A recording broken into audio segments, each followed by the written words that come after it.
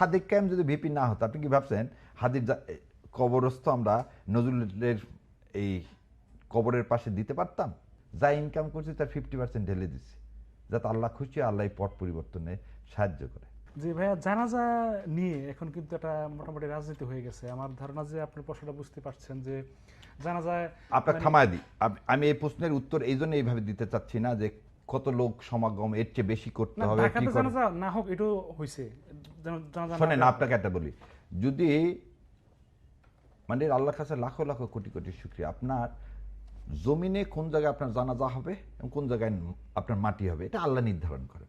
সাদিক কায়েম যদি ভিপি না হতো, আপনি কি ভাবছেন হাদির কবরস্থ আমরা নজরুলের এই কবরের পাশে দিতে পারতাম? আমার কাছে মনে হয় না।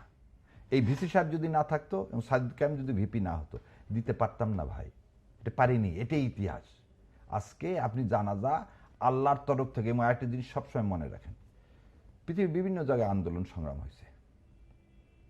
আমরা হেফাজতের শাপলা চত্বরের কাহিনী দেখছি, আমরা আর্মিদের হত্যা দেখছি, বিভিন্ন জায়গায় এসব হত্যাকাণ্ডের পর কিন্তু সরকার চেঞ্জ হয়ে গেছে। আমাদের এখানে কিন্তু গত 15 বছরে সমস্ত রাজনৈতিক দলগুলো ব্যর্থ হয়েছে। সো আল্লাহ আমার কাছে একমাত্র কথা, আমি আবারও বলতেছি, এই সংগ্রাম, এই সব কিছুর পিছনে এই পট তৈরি করার জন্য কোনো রাজনৈতিক দল না, কোনো ব্যক্তি না, আল্লাহর তরফ থেকে এই পট পরিবর্তনের জন্য হুকুম হয়েছে বলে এই পট পরিবর্তন হয়েছে। ঠিক একই রকম যারা জান্নাতি মানুষ, তাদের জানাজায় ফেরেশতাদের ঢল নামবে, তাদের এখানে মানুষ আসতেই চাবে। সুতরাং জানাজা নিয়ে এই কোনো কথা, বিতর্কিত কথার মধ্যে আমাদের যাওয়া উচিত না। কেউ যদি বলে আল্লাহ তাকে হেদায়েত করুন। আর আপনারা জানেন সূরা বাকারায় কি বলছে, সুমিউন উমিউন বুকমুন, চোখ থেকে সে দেখবে না, মুখ থেকে সে, কান থেকে শুনবে না, আর মুখ থেকে সে বধির হবে, তাই তো? যারা বধির আল্লাহ তাদেরকে হেদায়েত করুক, যারা শুনেও শুনতে চাচ্ছে না আল্লাহ তাদের শোনার ব্যবস্থা করুক। এই যে আমি চিৎকার করি, সবাই আমাকে বলে তা আপনি এইভাবে কথা বলেন কেন? শুনেন, নজরুলকে কোনোদিন আপনি রবীন্দ্রনাথ বানাতে যান না, নজরুলকে কোনোদিন রবীন্দ্রনাথ বানাতে দেন না। আর আমার মুখ থেকে ভাই মিন মিন কথাবার্তা, কম্প্রোমাইজ কথাবার্তা শুনতে পাবেন না। সুতরাং আমি যতক্ষণ আছি, জীবিত আছি, আমি বলে দেবো ভাই। আর গত 15 বছর যে যারা বলে যে আমি বলছি কি বলিনি, কোর্টের বারান্দায় আওয়ামী লীগের সময় যারা যারা অ্যাটর্নি জেনারেল ছিল জিজ্ঞাসা করেন যে এই শাহরিয়ার তাদের ট্রাস্ট ছিল। শোনেন, আমি এই কথা বলে দিই, হাসতে হাসতে বলে, এক মামলায় তখনকার অ্যাডিশনাল অ্যাটর্নি জেনারেল, ওনার নাম হচ্ছে ওই সাদা পাকা চুল ছিল, ওনাকে আমি এই রেফাত সাহেবের না, মাহবুব আলম তো attorney general, additional attorney general ছিলেন। এই আজকের প্রধান বিচারপতি ছিলেন যিনি, রেফাত সাহেবের কোর্টে, তখন উনি বসছেন 26 নম্বর কোর্টে। ওই কোর্টে মামলা করতেছি, ওনারা গায়ের জোরে ইয়াদ দিয়ে যাচ্ছে। আমি বললাম শোনেন, এইসব বন্ধ করেন। এবং উনি বলে দেখে নিব, কোর্টের মধ্যে আমাকে বলতে দেখে নিব।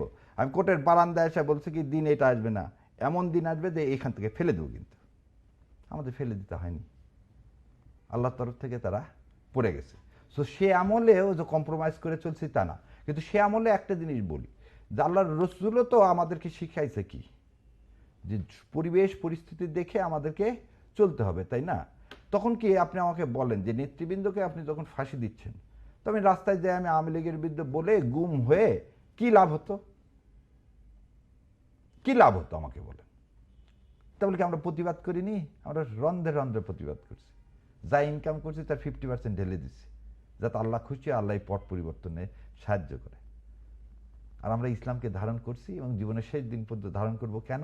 ওই প্রশ্নের উত্তর দেওয়ার জন্য, কি মান দিন হুকুম, এই দিনের পথে আমি যদি না থাকি আমি তো এই প্রশ্নের উত্তর দিতে পারবো না। সো দুনিয়ার মানুষকে আমার জানানোর কোনো দরকার নাই 15 বছরে কি করছি কি করিনি। যারা দিনী ভাই, এবং বাংলাদেশ সমস্ত মানুষকে বলতেছি, দিনী ভাইদের কাছে সে জিজ্ঞাসা করেন যে যারা প্রকৃতি ইসলাম চাচ্ছে তারা জানেন আমার সম্পর্কে আমি 15 বছরে কি করছি কি করিনি। আচ্ছা, জানাজার বিষয়ে যে প্রশ্নটা করতে পারেন আর কি, যে জানাজা নিয়ে যে রাজনীতিটা করা হয়, একটা তো বললাম যে ঢাকা শহর জানাজা হোক, এটাও চাইনি, আমরা দেখেছি।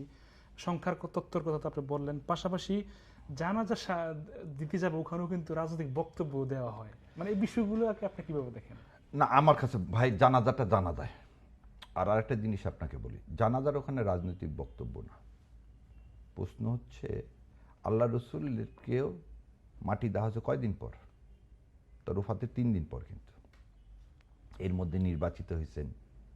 তারপরে আপনারা রাজনীতি মানে কি বুঝাতে চাচ্ছেন? আদর্শগত রাজনীতি, আমরা আদর্শগত রাজনীতিটা কি? আমরা ইসলামকে বিশ্বাস করি। আল্লাহ সুবহানাহু ওয়া তাআলা দ্বীন ইসলাম দেশে কায়েম হোক, এটা আমরা চাই। এর বিনিময়ে আল্লাহ কি দিবেন সেটা আল্লাহ আমাদেরকে বলে দিয়েছেন। এবং এটা বললে আবার কি বলে দিচ্ছে, আমরা নাকি বেহেশতের টিকিট বিক্রি করতেছি। যে বলতেছি দ্বীন ইসলাম কায়েমের জন্য আমরা কাজ করতেছি এবং এই কাজটা কেন করতেছি, আমরা বেহেশতে যেতে চাই। তো এইটা আপনি একটা প্রমাণ করেন তো, যেমন একটা লোক আছে পৃথিবীতে, কোনো মুসলমান বেহেশতে যেতে চায় না এরকম কোন লোক আছে? তা আপনি যদি বেহেশতে যেতে চান তা আপনি দ্বীন ইসলাম কায়েম করবেন না? কারণ আল্লাহ তো কমেন্ট কি, এটা তো ওপেন এক্সাম। মান দিনুকা মান রব্বুকা মান নবিউকা, 3 নম্বর কোশ্চেন কি? দ্বীন ইসলাম কায়েম করা। এই তিনটার উত্তর দিতে না পারলে আমি বেহেশতে যাবো কিভাবে? তাই এই 3টা প্রশ্নের উত্তর দেওয়ার জন্য যে আমার জীবন কাটায় দিই, তাহলে কি আমি বেহেশতে টিকিট বিক্রি করি? আর বেহেশতে কে যেতে চায় না? বেহেশতে কে যেতে চায় না? হ্যাঁ, কিছু লোক চায় না, যে না, ওই যে একটা গান ছিল না,